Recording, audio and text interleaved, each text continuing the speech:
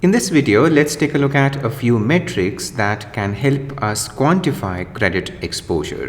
This is FRM Part 2, Book 2, the chapter on future value and exposure. Let's begin with a quick definition of exposure. So exposure essentially is the loss that you would incur assuming a zero recovery if your counterparty were to default. Let me assume that I have a set of trades that I have done with a chosen counterparty, and I do have in place a netting agreement with this counterparty. A netting agreement essentially means that for the purpose of computing exposure, I can aggregate the MTMs, the mark-to-market values of all the trades in this set to arrive at the aggregate MTM value. Let as of today, which is this time t equal to 0, the aggregate value of all these trades with this counterparty be equal to V sub today.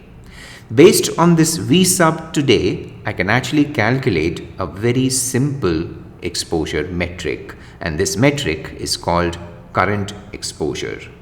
Very simple, current exposure is equal to max, or let's say the higher of V sub today and 0. The reason I am setting my current exposure to be equal to max of V comma 0 and not V today itself is because we have just now defined the exposure to be a loss number. The only situation in which I stand to incur a loss if my counterparty were to default would be a situation in which the value of all these trades put together is actually positive. A situation in which my counterparty owes me a certain sum of money and it has ended up defaulted. Okay? Now, coming back to this portfolio of trades. Let me assume that the trade in this portfolio that has the longest maturity is one which has a maturity of capital T. Therefore, as far as quantifying exposure to this counterparty is concerned, the horizon that I should be working with should be this capital T. Okay, now my counterparty can actually default at any point in time during this period between today, which is time 0, and the longest maturity, which is time capital T. Please note this, that computation of exposure, actually how many times you compute exposure during this entire period, carries a trade-off. Ideally, I would want to compute exposure at each and every point in time during this period. The reason I want to capture the exact time profile of exposure. But please note this, that calculating exposure carries a huge computational cost. Usually, exposure is calculated using the Monte Carlo simulation method, and we know that this method is quite computation intensive. Therefore, what's the solution? The solution then is to not calculate exposure at each and every point in time during this period. Rather, we only calculate exposure at a set of discrete time points which are chosen in such a way so that we are able to accurately capture the time profile of exposure. Okay? There are events such as maturities, such as option exercises, such as resets, or for example, a huge cash settlement that can change exposure in a very short span of time. Exposure can change by a big amount in a very short span of time because of all these events which I have just now listed for you.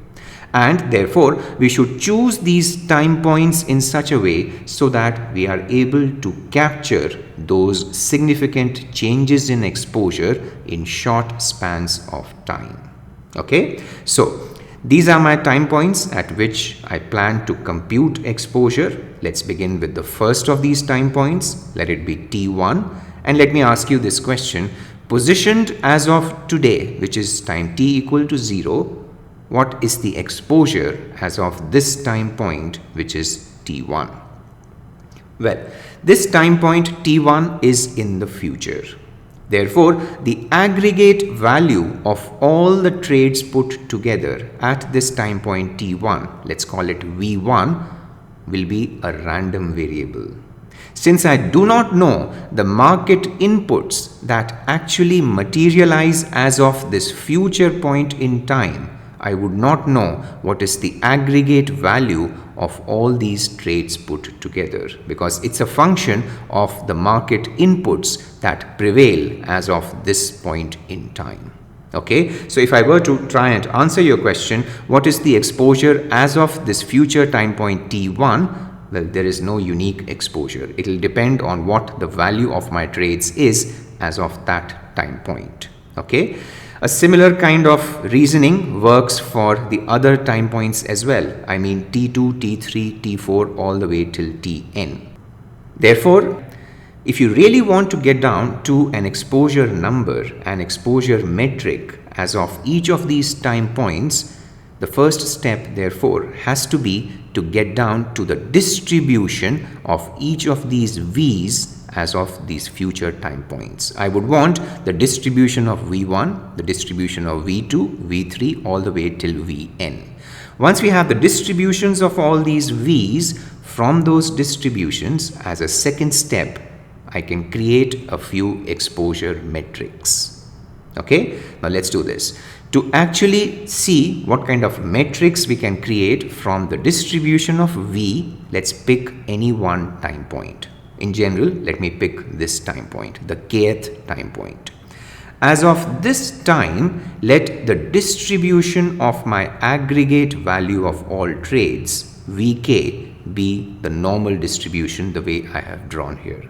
Actually, this distribution can be any distribution. Just to keep things simple and also relatable, I have chosen this distribution to be the normal distribution. On the horizontal axis, 0 lies somewhere here. So these MTM values to the left of 0, they are all negative, and these MTM values to the right of 0, they are all positive.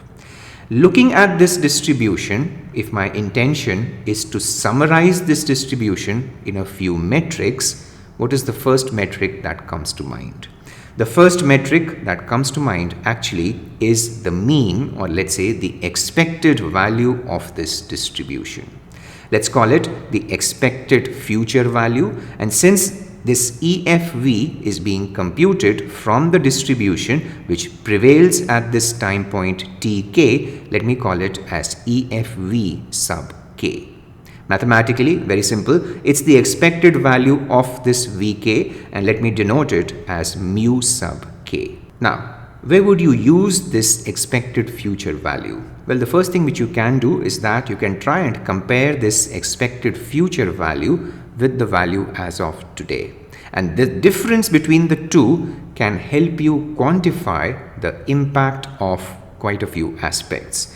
These are, for example, the impact of drift of market variables. We are talking about long time horizons here, and hence drift is important. The impact of asymmetric collateral arrangements between the two counterparties. If the collateral arrangement is such that it favors one counterparty over the other counterparty, then this asymmetric nature of collateral will make the valuation of trades kind of drift towards one party and against the other party. Also, taking a look at the profile of how expected future value changes over time can help you explain the profiles of other exposure metrics as well. Okay. Next, let's move on to the second metric which can be read from this distribution, and this metric is called potential future exposure. This metric is actually quite similar to the way VAR is computed. Mathematically, you would define PFE, potential future exposure, as of this time point Tk and picked at a confidence level C to be that future value which has a probability of 1 minus C, which we know is the level of significance of being exceeded. Okay, so essentially taking this distribution of future values, I am looking for that value which is towards the right of this distribution so that the area underneath this PDF to the right of this value is equal to alpha, your level of significance. See, the definition of potential future exposure is quite similar to that of VAR. The only difference is that when we talk about VAR being picked from a PL distribution, that means distribution of profits, VAR is picked from somewhere in the left region of your distribution.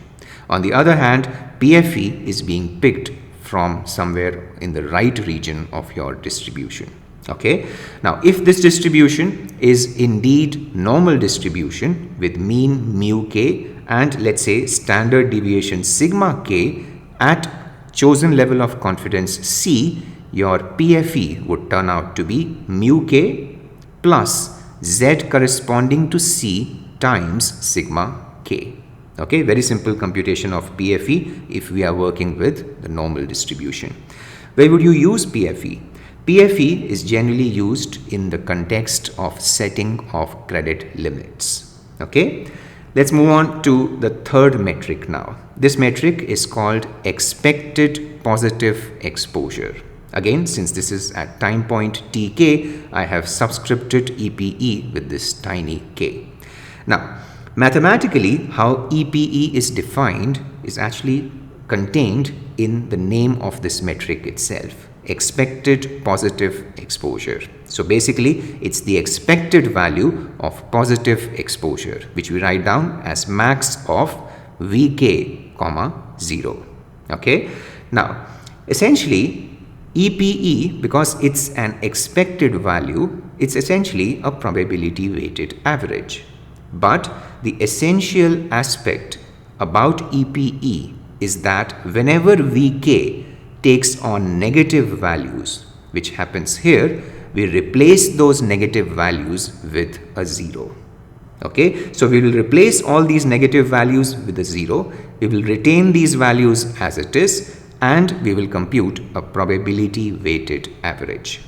Very quickly, let's take a look at the relative placement of EPE relative to EFV. Now, in this plot, EFV is this point A. Because it's the symmetric normal distribution, EFV coincides with the mode of this distribution. Since in the calculation of EPE, we have replaced all these negative values with a 0, these negative values do not pull down the probability weighted average that we are trying to compute the same way the EFV gets pulled down by these negative values. Therefore, relative to this point A, EPE would lie to the right of this point, and therefore this point C is my EPE. See, it's on the right of this point A, which is my EFV. Now, how do I verbally interpret EPE? Think of EPE to be the average amount that my counterparty would owe to me if it were to default at this chosen time point, which is Tk. The average amount that my counterparty would owe to me. EPE, please note, would be an input that goes into the calculation of CVA, the credit valuation adjustment. Next, let's move on to the fourth metric, and that is ENE. It expands as expected negative exposure. ENE, please note, is a symmetric metric to the EPE. If EPE was the average amount that my counterparty were to owe to me if it were to default at this time point Tk, ENE is the average amount that I would owe to my counterparty if, let's say, I were to default at this time point Tk. Okay, so ENE is calculated as the expected value of the minimum of Vk, 0. It's the expected value of negative exposure. So in calculating ENE, all that we do is that we replace all these positive values with a 0. Okay, and hence relative to A, which was my EFV, D would lie to the left of A, because it's only these negative values which are actually directly contributing to ENE. These all values are only contributing 0. Okay, so where would you use ENE? ENE goes as an input to the calculation of DVA. debt valuation adjustment. Okay, now please note this, that these three metrics, PFE, EPE and ENE, all these three, they actually depend on the standard deviation of the distribution of this future value. Okay, now let's do this. Let me assume that for each of these time points, I have actually calculated each of these four metrics. For each of these time points, I have calculated EFV, PFE, EPE and ENE. What does it tell you? It tells you that these four metrics are not single numbers. These four metrics actually have a time profile to them. Okay, you will have these four metrics for each of these time points that you decided to work with. Okay, so therefore what I can do is that I can define a few metrics that further summarize how any given exposure metric varies with time. For example, if I were to pick PFE, and let's say this is how my PFE varies with time. This is PFE at T1, PFE at T2 and so on. Now I told you that PFE is used for the purpose of credit limit setting. Therefore, what should I do? Actually, I should pick the maximum PFE based on this profile, and the maximum PFE for this profile happens at this time point T3, and I can set the credit limit for this counterparty to be at least equal to this maximum PFE. Okay, so maximum PFE goes into setting credit limit. The next metric, again, which is across time, is average EPE. Okay, so let this be the profile of my EPE, how EPE varies with time. What I can do is that I can define an average EPE, which is a time weighted average of the individual EPEs at these chosen time points. Okay, when I say time weighted average, the weights are given by the width of any such time slice, okay, the gap between any chosen time point from the previous time point, divided by the total time, which is capital T. Therefore, the weight that you would attach to the EPE that comes from this kth time point is equal to this time gap, which is delta Tk, divided by the total time T. Okay, and then you sum across all these EPE values. What this gets you is the average EPE. Please note that average EPE is also called the loan equivalent. Average EPE would go into the calculation of, let's say, CVA as a running spread. Okay, one last thing before we stop, and this is to do with naming convention. Please note that the names that we have assigned to all these exposure metrics, they were inspired by the way the industry defines them, and also inspired by the way we mathematically compute these metrics. For example, EPE is very simple. It's expected value of positive exposure. Okay. Now, please note this, that there is a difference in the naming convention that we have followed here versus the naming convention followed by the Basel Committee. What we refer to as EPE is referred to as just EE, expected exposure, by the Basel Committee. Also, what we refer to as average EPE is referred to as just EPE by the Basel Committee. Okay, something for you to take note of and remember. And that is, there is no unique standard naming convention when it comes to these exposure metrics. Also, the Basel Committee, it believes that the way we've defined all these exposures, they don't do justice to what is referred to as rollover risk. I told you that exposure can drop significantly in a short period of time owing to events such as maturities, option exercises, resets, etc. For example, if let's say this is your exposure profile, okay, this solid portion, and going from this point onwards, this dashed portion. In the Basel naming convention, let me call it the expected exposure. The Basel Committee believes that if I were to go ahead with this expected exposure profile and let's say calculate its time weighted average to be the EPE. Remember, it's the average EPE which the Basel Committee refers to as EPE. Then it believes that this EPE kind of does not do justice to, or let's say underestimates, this risk called rollover risk. Take a look at this drop in exposure.